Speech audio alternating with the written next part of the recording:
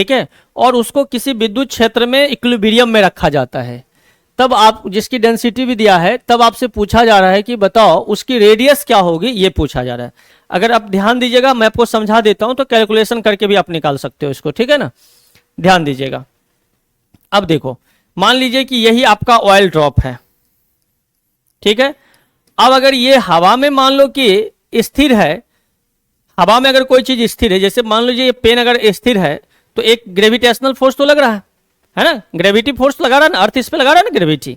और आपके ऐप का भी नाम, जो चैनल है उसका नाम क्या है, ग्रेविटी लर्निंग ऐप, ठीक है ना। तो ये देखिए, इस पे ग्रेविटी फोर्स लग रहा है, अर्थ इस पर ग्रेविटी फोर्स लगा रहा है, ठीक है। और फिर भी ये नीचे नहीं आ रहा है, क्योंकि मेरा हैंड इस अर्थ जो जितना ग्रेविटी फोर्स लग रहा है उसको बैलेंस कर रहा है, और उसका डायरेक्शन अपवर्ड है। अगर हम इसको छोड़ देते हैं तो ये सीधे नीचे आ जाएगा, बात समझ रहे हो ना। तो ये आपका ऑयल ड्रॉप है, तो ऑयल ड्रॉप का वेट तो नीचे mg लग रहा है, ये तो mg लग रहा है, जो कि आपका ग्रेविटी फोर्स होगा, अर्थ के द्वारा ये लगेगा। अब कह रहा है कि ये व्यवस्था एक विद्युत क्षेत्र में है, ठीक है ना। तो निश्चित रूप से सोचो कि जब mg लग रहा है तो आपका फोर्स कहां लगेगा, अपवर्ड लगेगा, तभी तो ये बैलेंस करेगा। तो ये फोर्स आपका अपवर्ड हो गया। अब बताओ ये ऑयल ड्रॉप आपका निगेटिवली है या पॉजिटिवली है। इलेक्ट्रॉन देखो अधिक है, इलेक्ट्रॉन आपका अधिक है, ये कहा रहा है। तो जब इलेक्ट्रॉन अधिक है, इसका मतलब इस पर निगेटिव चार्ज है। तो निगेटिव चार्ज है, तो फोर्स जब आपका अपवर्ड लग रहा है, इसका मतलब है कि इलेक्ट्रिक फील्ड डाउनवर्ड होगा, क्योंकि निगेटिव चार्ज जब रहता है तो फोर्स और इलेक्ट्रिक फील्ड का डायरेक्शन एक दूसरे का अपोजिट होता है। तो फोर्स तो फिक्स है, ऊपर लगेगा, ये तो समझ लो, ठीक है ना। तब कह रहा है कि तेल का घनत्व भी आपको दिया हुआ है 1.26 ग्राम पर सेंटीमीटर क्यूब। अब यहां के बाद समझिए, तो ये F इक्वल टू कितना होगा mg, और F का वैल्यू क्या लगाओगे, QE के बराबर होगा। F इक्वल टू क्या होगा, QE।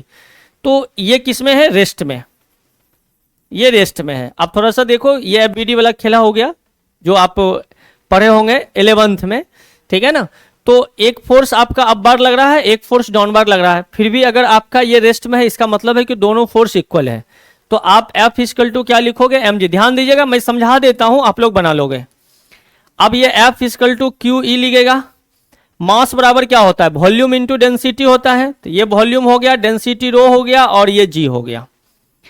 अब ये देखो, इलेक्ट्रॉन कितना, इलेक्ट्रॉन अधिक है 10, तो Q equal to n small e into capital E। फिर समझिए, ये Q हम चार्ज निकाल रहे हैं, तो Q बराबर n ही होता है ना, अब इसके क्वांटिमीकरण से।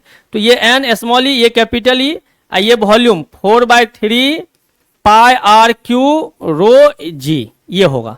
अब आपसे बताइए, ये आर क्यू पूछा जा रहा है, यानी आर का वैल्यू। तो आर क्यू इक्वल टू आप क्या लिखिएगा, ध्यान समझिए, आर क्यू है, ये 3 यहां आ जाएगा, 3 small n small e capital E, नीचे देखिए क्या मिलेगा 4 पाई, ये तो हो गया रो और g। अब आपको इसी को सॉल्व करना है, इसमें सब का आप वैल्यू बैठा दोगे, ठीक है ना। तो आर क्यू इक्वल टू, अब देखो ये आपका 3 है। अच्छा, एक चीज मैं निकाल देता हूं यहां पे, ये जो आपका डेंसिटी जो है ना, ये सीजीएस सिस्टम में है, तो इसको आप किस में बदल दोगे, एसआई सिस्टम में।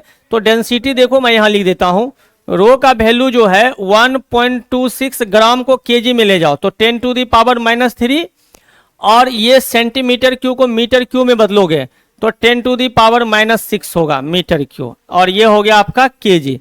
तो इसको सॉल्व करोगे तो 1.26, ठीक है ना, into 10 to the power 3 K G पर मीटर क्यूब आएगा। बात समझ रहे हो ना।